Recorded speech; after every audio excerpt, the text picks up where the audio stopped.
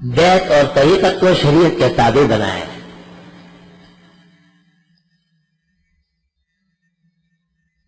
گویا اس وقت حکمت یہ تھی کہ ختم تو نہیں کر سکتے اس کو، البتہ اس ذریعے بعض بدعات اور رسوم کو روکتے ہیں.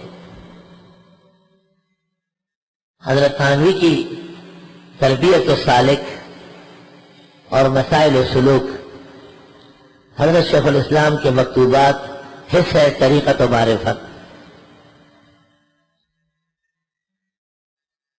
حضرت تھانوی کی امداد المشتاق اور امداد السلوک، حضرت مدنی کے سلاسل،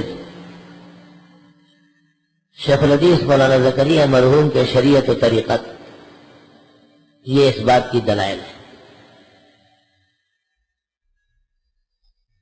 ہمارا خیال یہ ہے کہ چونکہ زمانے حال میں دیوبندی پیروں نے ایک فساد برپا رکھا.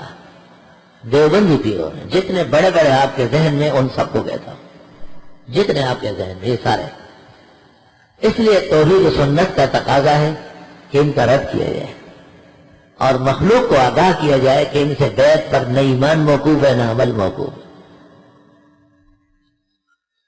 آپ نے اس دن سنا کہ ایک پیر نے مجھ سے پوچھا کہ آپ کون سا ذکر کرتے ہیں، یعنی آپ کو لیے نقشبندی، چشتی، قادری، سربندی ہونا ضروری ہے.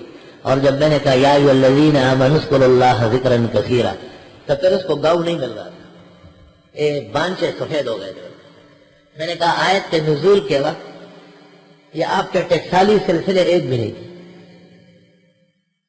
آپ بھی کہتا ہوں اور آئندہ بھی کہوں گا، اور الاقسام میں شائع ہوا ہے.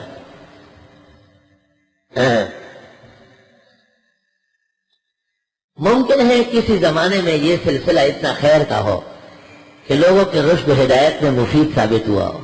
ہمارے زمانے میں ہم نے جو دیوبندی سلسلے کے پیروں کو دیکھا، بریلوی سلسلے والے تو مسلمان ہو تو بڑی بات ہے، ان کا تو مسلمان ہونا مشکل ہے، وہ تو مشرک اور بدعتی ہے. یہ جو اہل حق ہے، ان کا جو سلاسل ہے، ہم دیکھتے ہیں کہ ان میں نفسانیت بے انتہا ہے، دکانداری بھری ہوئی ہے، خود غرضی بے تحاشا ہے، عقائد سے دوری ہے، بدعملی کوٹ کوٹ کر بھری ہوئی ہے. اس لیے ان سے دور رہنے میں ہدایت ہے، اور ان کا برملا رد کرنا خطبوں میں اور وعظ میں اور سلسلوں میں یہ عین دیوبندیت ہے.